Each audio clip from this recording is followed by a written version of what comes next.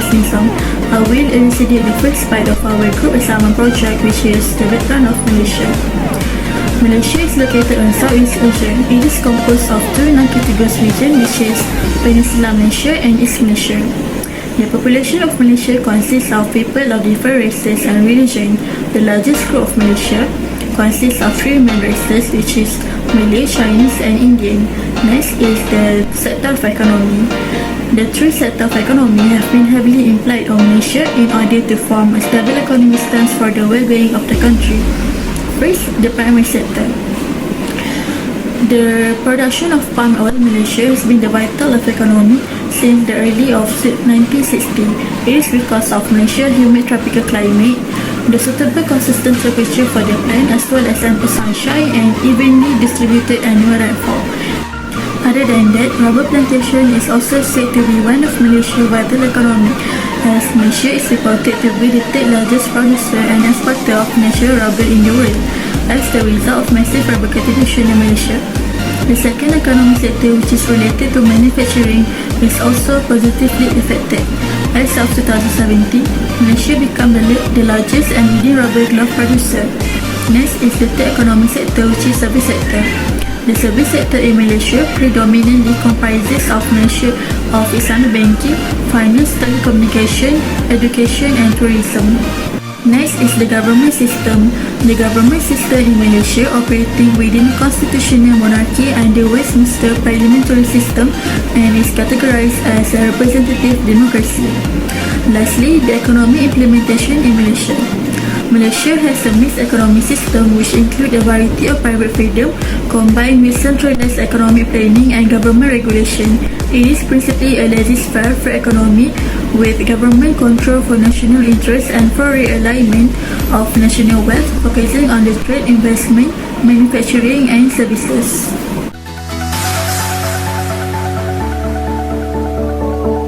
Malaysia apply mixed economic system that include free market and government control.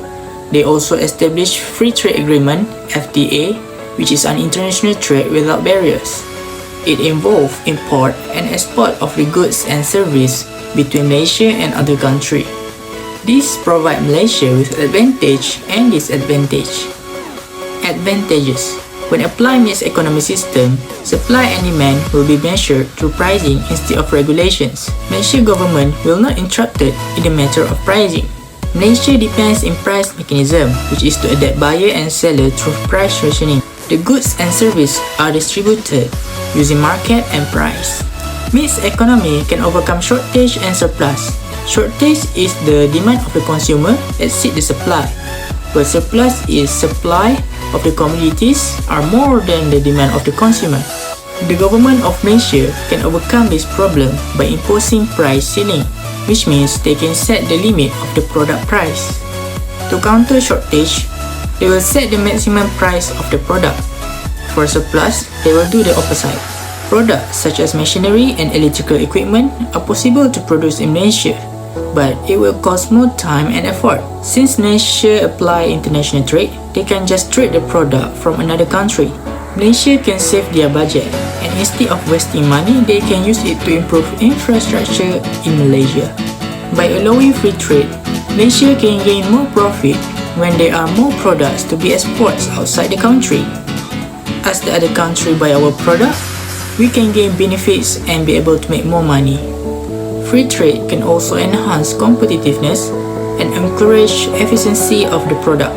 When there are more producers producing the product, the local company in Malaysia will be passionate to do their best to attract customers. They will increase the quality of the product or sell them with cheap price so that many people can buy them. Regarding this disadvantage, individuals and companies who are not eligible to compete in the competition might be left out, as the government usually focus on those who have potential to succeed.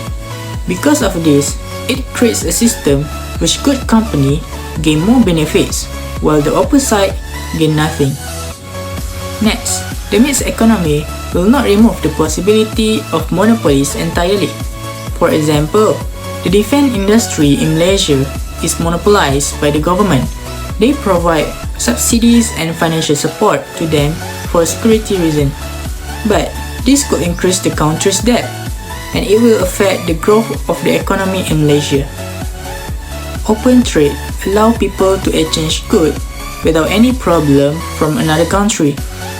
There are many cases which involve transporting of the harmful goods such as cigarettes, drugs, and alcohol in Malaysia. If the residents in Malaysia consume this product, it will affect their ability to do their job properly.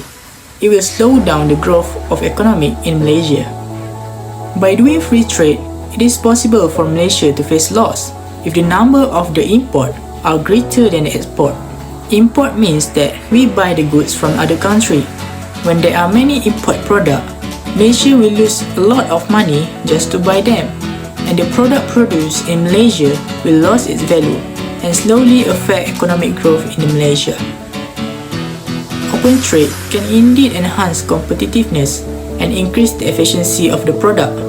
But if there are too many producers producing the product, it might be a bad thing. Too many products will cause each company to gain less profit, as the demand are lower than supply.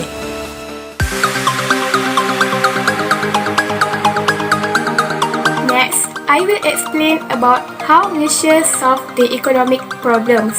For what to produce, Malaysia will depend to the market demand and supply mechanism. There are two types of goods, which are public goods and private goods. Malaysia apply mixed economic system, so both of the government and private sectors take an important role to produce goods. The government produce public goods to ensure Malaysia is in comfortable and harmonious situation. The private sectors produce goods with high demand and higher price to gain more profit, but the price is still under the government control. Malaysia's government focus on producing goods that can deliver benefits for Malaysians, while the private sectors produce goods based on the market demand to solve these economic problems. Next one is how to produce. In Malaysia, the government and the private sectors will find a way to produce goods either by using the labor or capital-intensive method. To lessen the unemployment in Malaysia, the government usually choose the labor-intensive method to give work opportunities to the Malaysian. The government and the private sectors will use the method that can minimize costs, maximize profit, and also effective.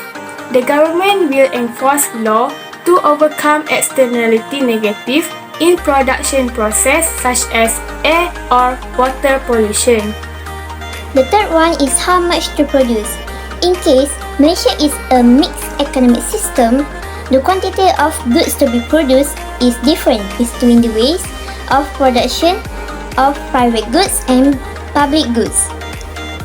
The firm will use the market demand to determine the quantity of private goods to be produced. The firm will also produce products according to the predetermined capital as well as the entrepreneur's skills.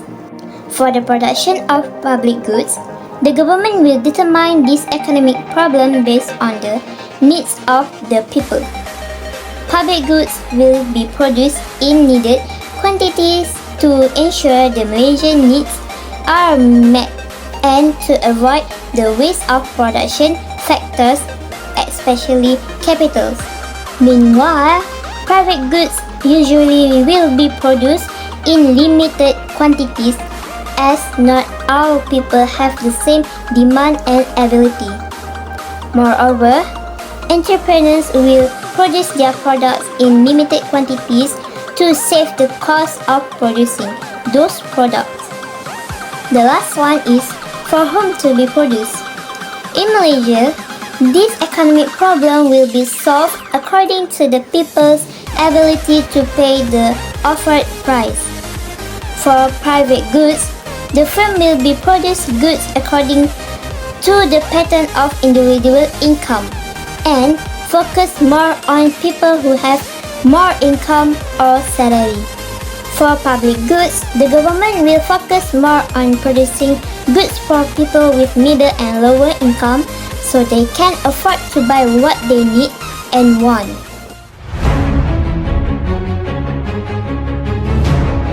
coronavirus, well known as COVID-19, is the worst disease that's happening in the entire world, including Malaysia itself. Coronavirus started being detected in China at the end of 2019 and it's spreading around the world until now.